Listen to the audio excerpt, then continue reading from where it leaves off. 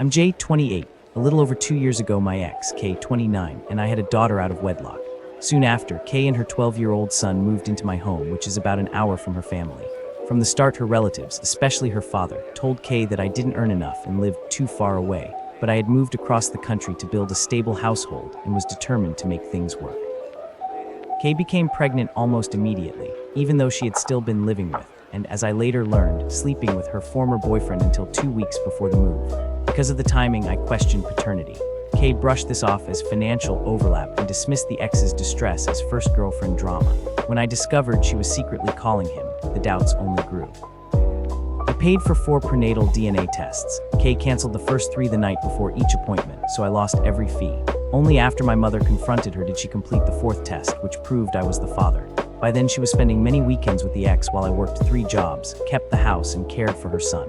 The relationship deteriorated, and late in the pregnancy, she moved back to the ex's home. Kay delivered our daughter without telling me. I learned she was in the hospital only because of background monitor beeps during a call. She ignored our agreement for a surname, saying she had earned sole naming rights because the birth had been difficult. For 3 months, she withheld all contact and refused even to discuss the name. At that point, I filed for custody, requesting equal timesharing, the hyphenated last name, and a decision on schooling at a later date. Kay delayed every step. Her attorney quit, discovery deadlines passed, and she even skipped her own deposition after we waited 45 minutes.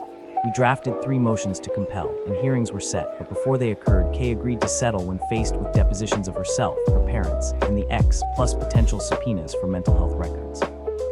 In November 2024, we signed the final agreement, equal parenting time, the hyphenated surname, and my ultimate decision-making authority over education.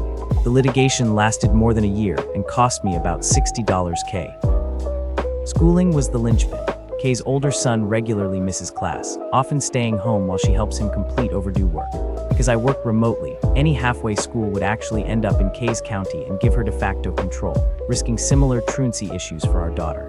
Securing the educational designation ensures consistent attendance and protects my involvement. Given Kay's refusals and delays, am I the jerk for filing the custody case? And am I the jerk for insisting on the schooling decision to prevent repeat problems?